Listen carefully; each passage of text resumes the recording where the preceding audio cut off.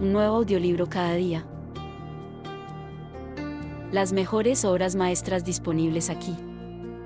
Con la mejor voz femenina real. Tu mejor opción. Audiolibros YouTube. El huésped de Drácula, publicado en 1914, por Bram Stoker. Cuando emprendimos nuestro viaje, el sol brillaba con fuerza en Múnich y el aire estaba lleno de la alegría del comienzo del verano. Justo cuando estábamos a punto de partir, Erdelbrack, el maitre del Hotel Quatre Saisons, donde me hospedaba, bajó con la cabeza descubierta al carruaje y, tras desearme un buen viaje, le dijo al cochero, todavía con la mano en el pomo de la puerta del carruaje, recuerde que debe volver al anochecer. El cielo se ve brillante, pero hay un escalofrío del viento del norte que indica que puede haber una tormenta repentina. Pero estoy seguro de que no llegarás tarde. Aquí sonrió y añadió, porque ya sabes qué noches. Johann respondió con un enfático, ja, Meiner, y, tocándose el sombrero, se alejó rápidamente. Cuando ya habíamos pasado por el pueblo, le dije, después de indicarle que se detuviera, dime, Johann, ¿qué pasa esta noche? Se persignó, mientras respondía lacónicamente, Walpurgisnacht. Entonces sacó su reloj, una gran y anticuada pieza de plata alemana tan grande como un nao, y lo miró, con las cejas juntas y un pequeño encogimiento de hombros impaciente. Me di cuenta de que era su forma de protestar respetuosamente contra el innecesario retraso y me hundí en el carruaje, limitándome a indicarle que continuara. Se puso en marcha rápidamente, como si quisiera recuperar el tiempo perdido. De vez en cuando los caballos parecían levantar la cabeza y olfatear el aire con desconfianza. En tales ocasiones, a menudo miraba a mi alrededor alarmado. El camino era bastante sombrío, ya que atravesábamos una especie de meseta elevada barrida por el viento. A medida que avanzábamos, vi un camino que parecía poco utilizado y que parecía sumergirse en un pequeño y sinuoso valle. Parecía tan tentador que, aun a riesgo de ofenderlo, llamé a Johann para que se detuviera, y cuando se detuvo, le dije que me gustaría conducir por ese camino. Puso todo tipo de excusas y se persignó con frecuencia mientras hablaba. Esto despertó mi curiosidad, así que le hice varias preguntas. Me contestó de forma vacilante y miró repetidamente su reloj en señal de protesta. Finalmente le dije, bueno, Johann, quiero ir por este camino. No te pediré que vengas si no te gusta, pero dime por qué no te gusta ir, es todo lo que te pido. Por respuesta, le pareció arrojarse de la cabina, tan rápido que llegó al suelo. Entonces extendió sus manos hacia mí, suplicándome que no me fuera. Había suficiente inglés mezclado con el alemán para que yo entendiera el sentido de su conversación. Parecía estar siempre a punto de decirme algo, cuya sola idea evidentemente le asustaba, pero cada vez se levantaba diciendo, Walpurgisnacht. Intenté discutir con él, pero era difícil discutir con un hombre cuando no conocía su idioma. Sin duda, la ventaja la tenía él, pues aunque empezó a hablar en inglés, de forma muy tosca y entrecortada, siempre se citaba e irrumpía en su lengua materna, y cada vez que lo hacía, miraba su reloj. Entonces los caballos se inquietaron y olfatearon el aire. Al oír esto, se puso muy pálido y, mirando a su alrededor de forma asustada, saltó de repente hacia adelante, los cogió por las bridas y los condujo unos 6 metros. Le seguí y le pregunté por qué lo había hecho. Como respuesta, se persignó, señaló el lugar que habíamos dejado y dirigió su carruaje en dirección al otro camino, indicando una cruz, y dijo, primero en alemán y luego en inglés, enterrado, lo que se mató. Recordé la antigua costumbre de enterrar a los suicidas en los cruces. Ah. Ya veo, un suicida. Qué interesante. Pero por mi vida no pude entender por qué los caballos se asustaron. Mientras hablábamos, oímos una especie de sonido entre un aullido y un ladrido. Estaba lejos, pero los caballos se pusieron muy inquietos y Johann tardó mucho tiempo en calmarlos. Estaba pálido y dijo, parece que es un lobo, pero ahora no hay lobos aquí, punto. ¿No? Dije, interrogándolo. No hace mucho tiempo que los lobos están tan cerca de la ciudad. Mucho, respondió, en primavera y verano, pero con la nieve los lobos no han estado aquí tanto tiempo. Mientras acariciaba a los caballos y trataba de tranquilizarlos, unas nubes oscuras surcaron rápidamente el cielo. La luz del sol desapareció, y un soplo de viento frío pareció pasar sobre nosotros. Sin embargo, fue solo un soplo, y más una advertencia que un hecho, pues el sol volvió a salir con fuerza. Johann miró bajo su mano levantada el horizonte y dijo, la tormenta de nieve viene antes de tiempo. Luego volvió a mirar su reloj y, enseguida, sujetando las riendas con firmeza, pues los caballos seguían manoseando el suelo con inquietud y sacudiendo la cabeza. Subió a su caja como si hubiera llegado la hora de proseguir nuestro viaje. Me sentí un poco obstinado y no subí de inmediato al carruaje. Hábleme, le dije, de este lugar al que conduce el camino, y señalé hacia abajo. De nuevo se persignó y murmuró una oración antes de responder. Es impío. ¿Qué es impío?, pregunté. El pueblo. Entonces, ¿hay un pueblo? No. Nadie vive allí desde hace cientos de años, me picó la curiosidad, pero dijiste que había una aldea. Lo hubo. ¿Dónde está ahora? A continuación, se deshizo en una larga historia en alemán e inglés, tan mezclada que no pude entender exactamente lo que decía. A grandes rasgos, deduje que hace mucho tiempo, cientos de años, los hombres habían muerto allí y habían sido enterrados en sus tumbas, pero se oían sonidos bajo la arcilla, y cuando se abrían las tumbas, se encontraban hombres y mujeres sonrosados por la vida y con la boca roja por la sangre. Y así, apurados por salvar sus vidas, sí, y sus almas.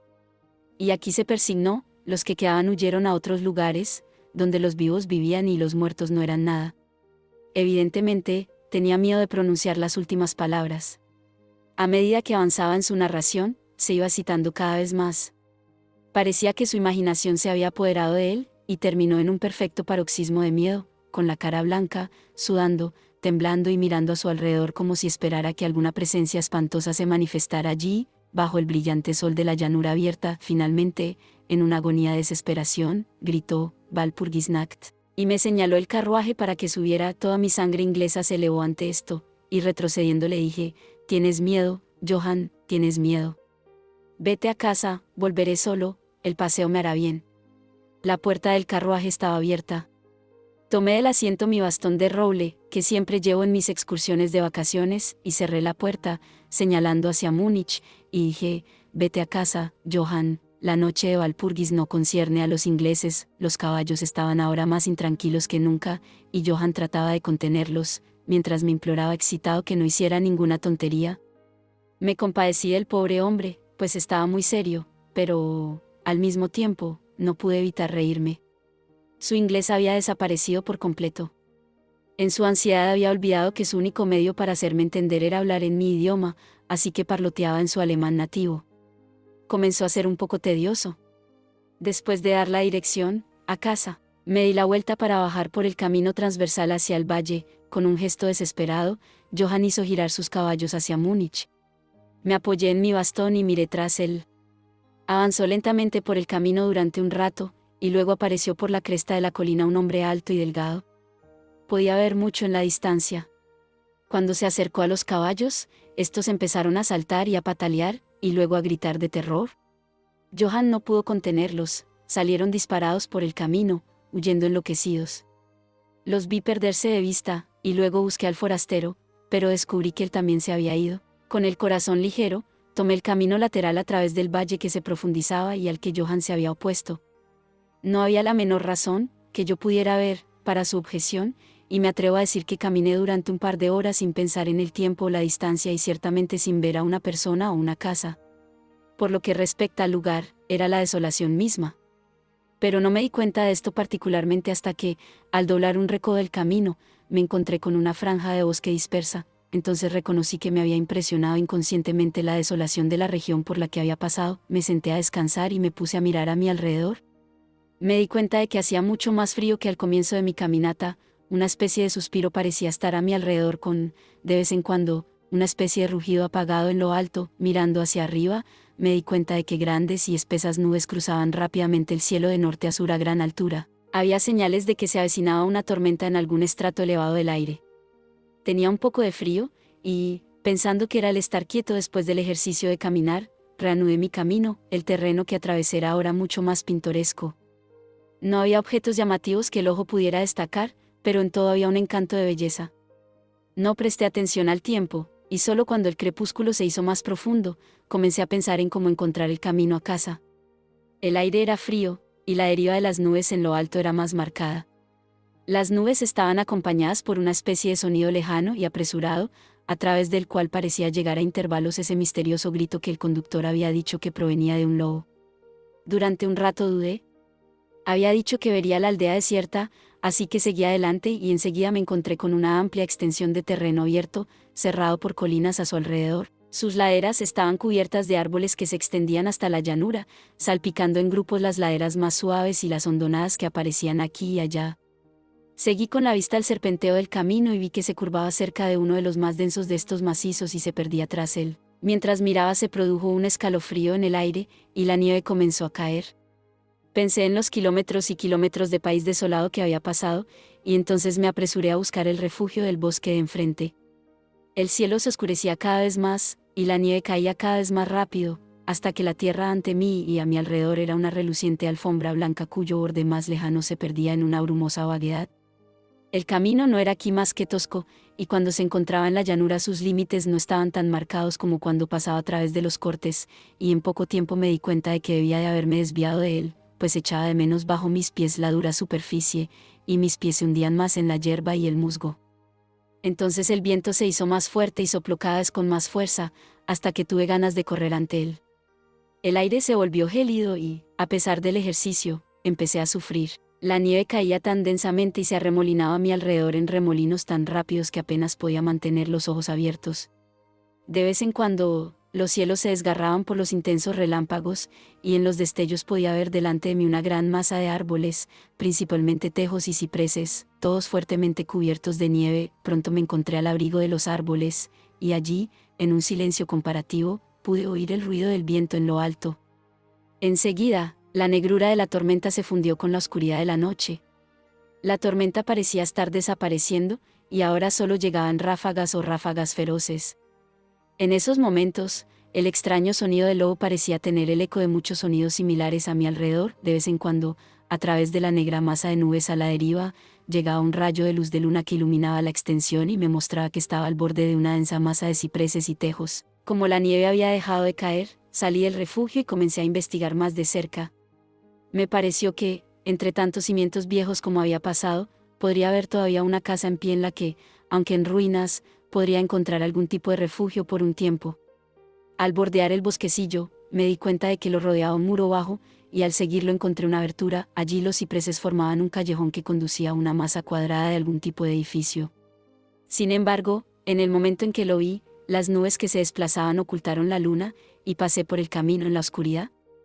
El viento debía de ser cada vez más frío, pues sentí que temblaba mientras caminaba, pero había esperanza de cobijo, y avancé a tientas y a ciegas. Me detuve, pues hubo una repentina quietud. La tormenta había pasado, y, quizás en simpatía con el silencio de la naturaleza, mi corazón pareció dejar de latir. Pero esto fue solo momentáneo, porque de repente la luz de la luna se abrió paso entre las nubes, mostrándome que estaba en un cementerio y que el objeto cuadrado que tenía ante mí era una gran tumba de mármol, tan blanca como la nieve que había sobre ella y a su alrededor. Con la luz de la luna llegó un feroz suspiro de la tormenta que pareció reanudar su curso con un largo y grave aullido, como el de muchos perros o lobos. Me sentí sobrecogido y conmocionado, y sentí que el frío crecía perceptiblemente sobre mí hasta que parecía agarrarme por el corazón. Entonces, mientras el torrente de luz de la luna seguía cayendo sobre la tumba de mármol, la tormenta dio nuevas muestras de renovarse, como si volviera sobre sus pasos. Impulsado por una especie de fascinación, me acerqué al sepulcro para ver qué era y por qué una cosa así se encontraba sola en un lugar así. Lo rodeé y leí, sobre la puerta dórica, en alemán: Condesa Dolingen de Graz en Estirriausco, y encontró la muerte 1801 en la parte superior de la tumba, aparentemente clavada en el mármol macizo, pues la estructura estaba compuesta por unos vastos bloques de piedra. Había una gran pica o estaca de hierro. Al ir a la parte posterior vi, grabado en grandes letras rusas: los muertos viajan rápido. Había algo tan extraño e inquietante en todo aquello que me dio un vuelco y me hizo sentirme bastante desmayado. Comencé a desear, por primera vez, haber seguido el consejo de Johann. En ese momento me asaltó un pensamiento, que llegó en circunstancias casi misteriosas y con una terrible conmoción.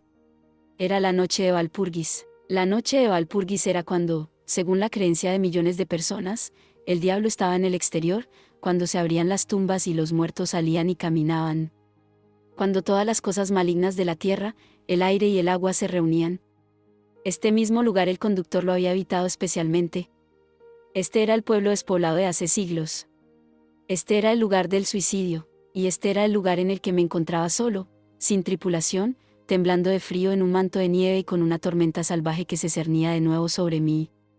Me hizo falta toda mi filosofía, toda la religión que me habían enseñado, todo mi valor, para no derrumbarme en un paroxismo de miedo, y ahora un perfecto tornado estalló sobre mí. El suelo temblaba como si miles de caballos tronaran sobre él, y esta vez la tormenta llevaba en sus alas heladas, no nieve, sino grandes piedras de granizo que caían con tal violencia que podrían haber salido de las correas de los honderos baleares. Piedras de granizo que derribaban hojas y ramas y hacían que el refugio de los cipreses no sirviera más que si sus tallos fueran maíz en pie.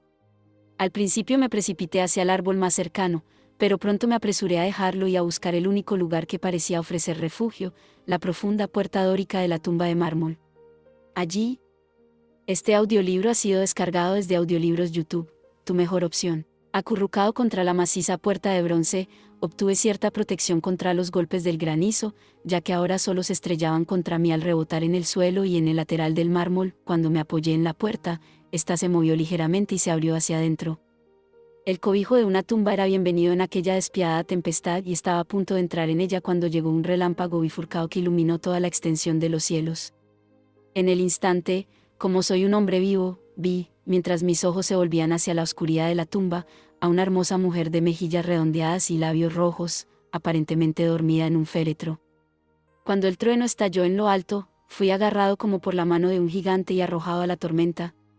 Todo fue tan repentino que, antes de que pudiera darme cuenta de la conmoción, tanto moral como física, me encontré con el granizo golpeándome. Al mismo tiempo, tuve la extraña y dominante sensación de que no estaba solo. Miré hacia la tumba. En ese momento se produjo otro relámpago cegador que pareció golpear la estaca de hierro que coronaba la tumba y atravesar la tierra, dinamitando y desmoronando el mármol, como en un estallido de llamas.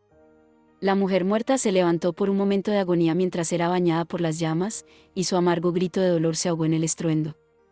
Lo último que oí fue esta mezcla de sonidos espantosos, mientras me agarraba de nuevo el gigante y me arrastraba, mientras el granizo me golpeaba y el aire alrededor parecía reverberar con el aullido de los lobos. Lo último que recordé fue una masa blanca y vaga que se movía, como si todas las tumbas que me rodeaban hubieran enviado los fantasmas de sus muertos cubiertos de sábanas, y que se acercaban a mí a través de la nubosidad blanca del granizo. Poco a poco, me vino una especie de vago comienzo de conciencia, y luego una sensación de cansancio que era terrible.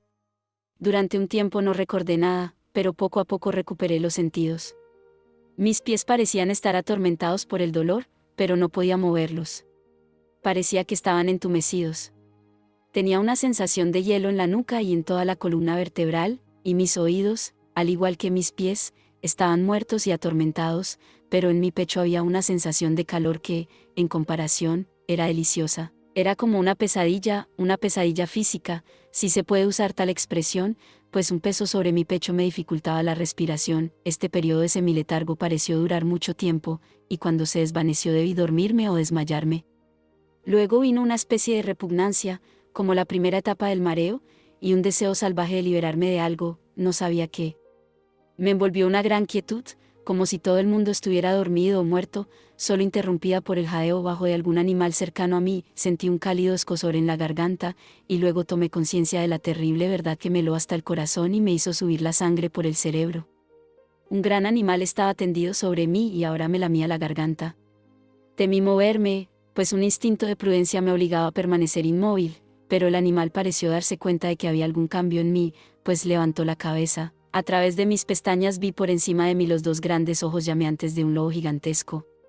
Sus dientes blancos y afilados brillaban en la boca roja y abierta, y pude sentir su aliento caliente, feroz y acre sobre mí. Durante otro rato no recordé nada más. Luego fui consciente de un gruñido bajo, seguido de un aullido, que se renovó una y otra vez. Luego, aparentemente muy lejos, oí un «hola». «Hola», como si muchas voces llamaran al unísono. Levanté la cabeza con cautela y miré en la dirección del sonido, pero el cementerio me impedía ver. El lobo seguía aullando de una manera extraña, y un resplandor rojo comenzó a moverse alrededor del bosque de cipreses, como si siguiera el sonido. A medida que las voces se acercaban, el lobo aullaba más rápido y más fuerte. Temía hacer algún sonido o movimiento. El resplandor rojo se acercó a la capa blanca que se extendía en la oscuridad a mi alrededor. Entonces, de repente, desde más allá de los árboles, llegó al trote una tropa de jinetes con antorchas. El lobo se levantó de mi pecho y se dirigió al cementerio. Vi a uno de los jinetes, soldados por sus gorras y sus largas capas militares, levantar su carabina y apuntar. Un compañero le golpeó en el brazo y oí como la bala pasaba silbando por encima de mi cabeza. Evidentemente había tomado mi cuerpo por el del lobo. Otro avistó al animal mientras se alejaba, y le siguió un disparo. Entonces, al galope, la tropa avanzó, algunos hacia mí, otros siguiendo al lobo mientras desaparecía entre los cipreses cubiertos de nieve. A medida que se acercaban, intenté moverme, pero no pude hacerlo, aunque podía ver y oír todo lo que ocurría a mi alrededor. 2 o 3 de los soldados saltaron de sus caballos y se arrodillaron a mi lado. Uno de ellos me levantó la cabeza y puso su mano sobre mi corazón. «Buenas noticias, camaradas», gritó. Su corazón aún late. Entonces, me echaron un poco de brandy por la garganta, eso me dio vigor, y pude abrir los ojos completamente y mirar a mi alrededor. Luces y sombras se movían entre los árboles, y oí que los hombres se llamaban unos a otros. Se juntaron, profiriendo exclamaciones de miedo, y las luces parpadearon cuando los demás salieron del cementerio en tropel, como hombres poseídos. Cuando los más lejanos se acercaron a nosotros, los que estaban a mi alrededor les preguntaron ansiosamente: «Bueno, ¿lo habéis encontrado?». La respuesta fue apresurada: «No. No. Vengan rápido, rápido, este no es lugar para quedarse, y precisamente en esta noche, punto». «¿Qué fue?», fue la pregunta, formulada en todo tipo de claves. La respuesta llegó de forma variada e indefinida, como si los hombres se sintieran movidos por un impulso común de hablar y, sin embargo, estuvieran restringidos por un temor común de dar sus pensamientos. «En efecto», farfulló uno, cuyo ingenio se había agotado por el momento. «Un lobo». «Y sin embargo no es un lobo», dijo otro estremeciéndose. «Es inútil intentarlo sin la bala sagrada», comentó un tercero de manera más ordinaria. «Nos está bien empleado por haber salido en esta noche, verdaderamente nos hemos ganado los 1000 marcos», fueron las jaculatorias de un cuarto. «Había sangre en el mármol roto», dijo otro después de una pausa, «el rayo nunca llevó eso allí. Y para él, está a salvo. Miren su garganta. Vean, camaradas, el lobo se ha echado sobre él y mantiene su sangre caliente». El oficial miró mi garganta y respondió: «Está bien, la piel no está perforada». «¿Qué significa todo esto?». «Nunca lo habríamos encontrado de no ser por los aullidos del lobo».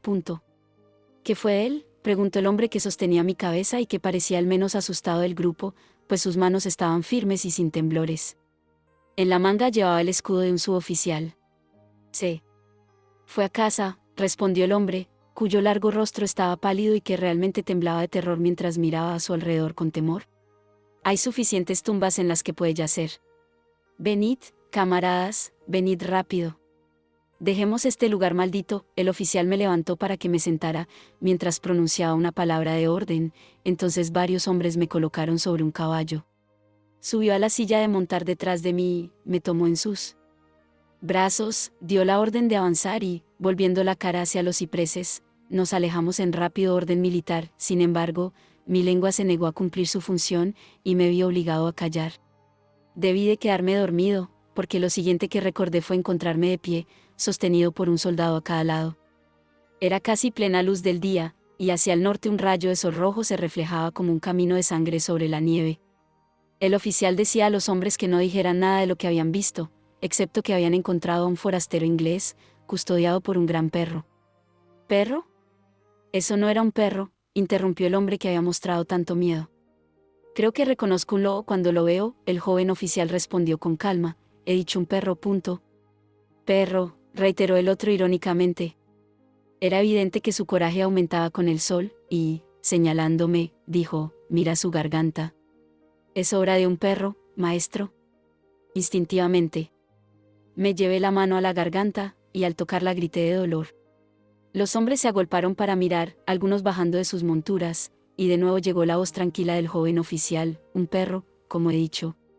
Si se dijera otra cosa, solo se reiría de nosotros». Entonces me montaron detrás de un soldado, y seguimos cabalgando hacia los suburbios de Múnich. Aquí nos encontramos con un carruaje abandonado en el que me subieron, y lo llevaron a las 4:06. El joven oficial me acompañó, mientras que un soldado lo siguió con su caballo, y los demás se dirigieron a sus cuarteles. Cuando llegamos, Erdelbratt bajó tan rápidamente los escalones para recibirme, que era evidente que había estado observando dentro. Me tomó de ambas manos y me hizo entrar solícitamente. El oficial me saludó y se dirigía a retirarse, cuando reconocí su propósito e insistí en que viniera a mis habitaciones. Con una copa de vino le agradecí calurosamente a él y a sus valientes compañeros el haberme salvado. Me contestó simplemente que estaba más que contento, y que Erdelbruck había tomado las primeras medidas para complacer a todo el grupo de búsqueda. Ante esta ambigua expresión, el maitre del hotel sonrió, mientras el oficial alegaba su deber y se retiraba. «¿Pero Erdelbruck?», pregunté, «¿cómo y por qué me buscaron los soldados?».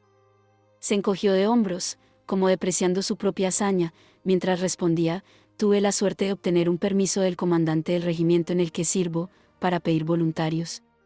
«¿Pero cómo supo que estaba perdido?», pregunté. «El conductor vino aquí con los restos de su carruaje, que se había volcado cuando los caballos escaparon. Pero seguramente no enviaría un grupo de búsqueda de soldados solo por este motivo. «Oh, no», respondió, «pero incluso antes de que llegara el cochero, tenía este telegrama del boyardo, cuyo huésped es usted», y sacó de su bolsillo un telegrama que me entregó, y leí: «Bistritz, tenga cuidado con mi invitado, su seguridad es muy valiosa para mí. Si le ocurriera algo, o si se perdiera, no escatime esfuerzos para encontrarlo y garantizar su seguridad». Es inglés y por lo tanto aventurero. La nieve, los lobos y la noche suelen ser un peligro. No perdáis ni un momento si sospecháis que le ha pasado algo. Respondo a vuestro celo con mi fortuna. Drácula, mientras sostenía el telegrama en la mano, la habitación parecía girar a mi alrededor, y si el atento maitre del hotel no me hubiera atrapado, creo que me habría caído. Había algo tan extraño en todo esto, algo tan extraño e imposible de imaginar, que creció en mí la sensación de ser en cierto modo el deporte de fuerzas opuestas, cuya mera idea vaga parecía en cierto modo paralizarme. Estaba ciertamente bajo alguna forma de protección misteriosa. De un país lejano había llegado, en el momento justo, un mensaje que me sacaba del peligro del sueño de la nieve y de las fauces del lobo. Un nuevo audiolibro cada día. Las mejores obras maestras disponibles aquí. Con la mejor voz femenina real. Tu mejor opción. Audiolibros YouTube.